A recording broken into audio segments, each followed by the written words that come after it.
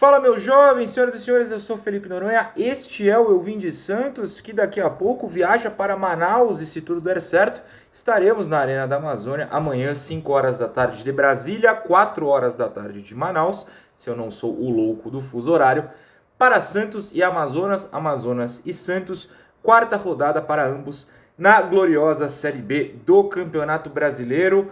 É a viagem que eu mais queria fazer, né? Quem acompanha o canal nos 5 anos que ele existe sabe que sempre que eu falo, pô, a gente tenta atingir o torcedor que mora em Santos, em São Paulo, os que moram longe, como em Manaus. Manaus é sempre o meu exemplo de torcedor que mora longe e acompanha. Eu sei que eu tenho um grande público em Manaus, então sonhava com essa oportunidade, não na Série B, né? O Amazonas ou outro time poderia subir para A, ou numa Copa do Brasil. Mas a realidade é essa, o que importa neste momento, tentando pensar positivo, é que tudo dando certo, ter essa oportunidade de estar amanhã com vocês. Então, você que é de Manaus, já me avisaram que tem uma reunião num bar ali, a um quarteirão da Arena da Amazônia, pré-jogo. Eu vou chegar cedo, hein? Eu vou chegar cedo pra tomar um negocinho com vocês. E pós-jogo também podem me convidar. Todo convite aqui é bem-vindo, vamos combinar algo. Eu viajo pra andar com o povo local. Essa é a realidade. Dei vários rolês incríveis, Belo Horizonte, Ribeirão Preto, enfim, tantos lugares que eu já fui. Chegou a vez de Manaus, podem me chamar pro bar pré-jogo ali, já sei que tem reunião. Estarei lá se tudo correr bem. Como vocês sabem, no pré-jogo a gente tem convidado aqui na Série B. Dessa vez, olha, elevei o nível, hein? Elevei o nível. Larissa Balieiro, não se assustem com o sobrenome. Ela, coitada, talvez não deve nem saber disso, mas não é um sobrenome muito bem quisto pelos santistas, mas a Larissa Balieiro é jornalista esportiva, dona da agência LB lá em Manaus, tem um canal no Zap com notícias só do futebol amazonense, tem um programa chamado Fora de Série Amazonas, ou seja, ela cobre todo mundo lá do Amazonas, sabe muito de futebol e tem um vídeo que vai entrar daqui a pouquinho neste pré-jogo, espetacular, explicando tanto a história do Amazonas quanto o time atual que a gente vai enfrentar daqui a pouquinho. Fiquem com a Larissa aqui no vídeo. 5 horas da tarde de Brasília, 4 de Manaus, Sport TV e Premiere para quem não poderá ir à Arena da Amazônia. E para quem vai poder, né, viajar para Manaus ou estar lá, tem... Minha mala tá feita já. Tem a mala da Golcase que você compra e leva um mimo, que eu sei.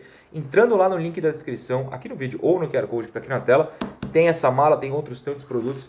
Eu já tô com a minha mala pronta da Golcase para levar, você também pode dar tempo ainda de comprar uma mala da Golcase, se não para essa viagem para Manaus, para as outras, e também dá para se preparar e comprar um ventiladorzinho portátil, porque a parte que eu ficar na tribuna de imprensa, eu vou sofrer com o calor, eu tenho sérios problemas com o calor, e Manaus é quente. Para comprar sua bolsa da Golcase, que já está pronta para viagem, ou garrafa térmica, que também está aqui, inclusive, ou qualquer outro produto, como capinhas de celulares, entre aqui no link da descrição, use o cupom EUVIMDESANTOS, que você tem um belo desconto, tá bom? Vamos lá, da parte do Santos não teremos muitas mudanças para esse jogo em Manaus. O Gil foi poupado, ou será poupado, ele já foi poupado porque ele nem viajou para Manaus. Temos a dúvida entre Jair e Alex. Já vi gente apurando que joga o Alex, torcer pro jornalista tá errado, é difícil, né? Quem citou? Eu acho que o Wagner Frederico citou, talvez tenha outro, agora tá fugindo. Não quero torcer para que eles estejam errados, mas eu torço para que o Carille não tenha essa ideia na cabeça e jogue o Jair, apesar de entender que o Jair ficou aí 2 semanas basicamente sem treinar por lesão muscular e tá voltando agora. Chegou a ser relacionado para a partida contra o Guarani, mas ainda não atuou no Brasileiro. O Alex chegou a entrar, né, contra o Avaí. Então, acredito que a tendência é que o Alex jogue. Vou torcer muito para que o Jair jogue, porque o nosso futuro é o Jair, com todo respeito ao Alex, não é o Alex. O nosso futuro é o Jair e já precisa ser o presente, ainda mais se o Joaquim for vendido, ou pensando mais na frente, se o Gil resolver se aposentar. O Jair tem que jogar. Quem não joga também é Furt, e quem não joga também é Pedrinho, ambos se juntam a Gil. Nesses 2 casos é por lesão, né? Ambos estão com lesões recentes. O Furt entrou pouco na Série B, sempre minutos limitados, contra o Guarani de Siqueira entrou, o Pedrinho também não entrou nesse jogo mais recente, ambos não viajaram para Manaus para continuarem seus tratamentos. Acho uma escolha certa, inclusive no caso do Gil também acho, porque o Gil jogou todas as partidas do ano até aqui, deixa o homem descansar, porque quarta-feira tem jogo de novo, né? O Santos dessa vez não tem um intervalo grande, quarta-feira já encara a Ponte Preta e no domingo seguinte já encara o Brusque. Então, essa semana aí tem 3 jogos em, eu sou bom de contas, 8 dias, então é importante que todo mundo esteja inteiro. Eu, de resto, na escalação que deve ser João Paulo, Sherman, Escobar, Joaquim, aí o Jair ou o Alex, Pituca, João Schmidt e Juliano, Otero, Guilherme e Morelos, é o como eu iria. Você pode, claro, discutir a escalação do Morelos, mas a outra opção é o William Bigode. O William Bigode também está voltando de lesão, tem que ter um critério. Se o Bigode, se o Jair não puder ser titular lá, quer dizer que o Bigode também não pode. Essa é a realidade. Entendo o Santos escalar o Morelos, primeiro porque jogou a última partida, fez gol, então você meio que não tem uma justificativa pronta para tirá-lo do time caso queira, e outro, o Santos quer arranjar alguém que compre o colombiano, então precisa jogar. Enquanto não atrapalhar o futuro do time, a campanha do time na Série B, tudo bem. De resto, né, do meio para frente, os dois laterais, eu não vejo por que mudar. O time funcionou nas 3 primeiras rodadas. 3 primeiras rodadas, nas quais o Amazonas foi muito mal, perdeu a estreia em casa para o Sport dele, vocês sabem quem, que é o outro time, né, que está colado no Santos com 9 pontos.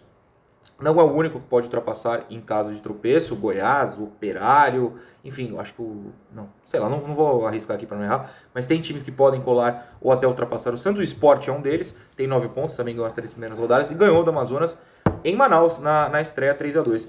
Depois o Amazonas viajou a Não, viajou? Agora eu não lembro se viajou, ou enfim, empatou com o CRB em 0-0, eu acho que foi viagem, mas enfim, empatou com o CRB em 0-0 e vem de derrota para a Ponte Preta por 3-0, né? Tomou, com todo respeito, uma piaba. Então, precisa pontuar, está na zona de abaixamento nesse momento, só um ponto em 3 jogos. A partir de agora eu me despeço, mas o vídeo continua porque a Larissa, que é ótima, já fiz a apresentação no começo do vídeo, vai falar sobre a história do Amazonas, sobre uma curiosidade. Ibson, lembra dele? É dirigente e assistente lá do Amazonas. Adilson Batista, lembra dele? É o técnico do Amazonas. E claro, sobre as muitas mudanças na escalação que o time deles deve ter para essa partida. Eu não vou mais dar spoiler, a Larissa vai falar com vocês a partir de agora.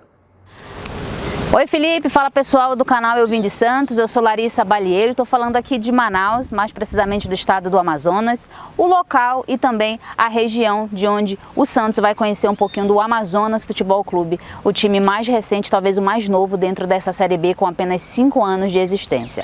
Felipe, você me deu uma missão de tentar explicar a história da Onça Pintada e também falar um pouco da tática e do time. Então eu vou tentar dividir esses assuntos para que todos do canal consigam entender e compreender e acima de tudo receber um pouquinho da história do time aurinegro.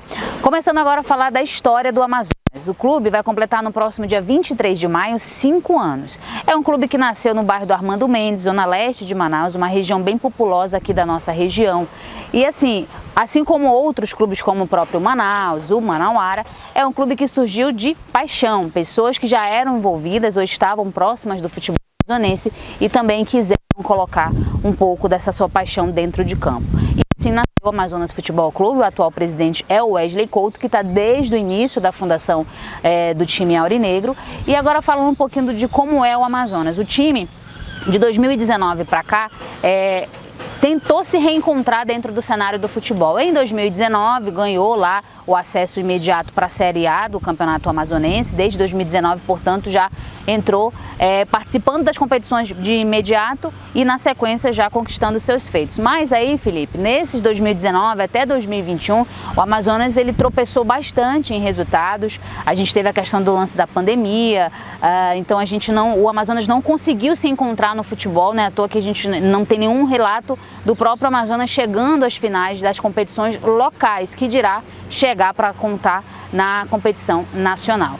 E assim, para quem hoje vê jogo, vê Dentinho por lá, vê o próprio Ibson, não imagina, mas o Amazonas, a história passa um pouquinho pela contratação desses medalhões. Já passaram vários por aqui, o próprio Ibson foi capitão do Amazonas no início da história, inclusive hoje ele é auxiliar permanente. A gente já teve o Marion, que foi do Atlético Mineiro, a gente já teve o Eduardo Ramos, que ali para a região norte do país, mais precisamente em Belém do Pará, foi ídolo no Clube do Remo.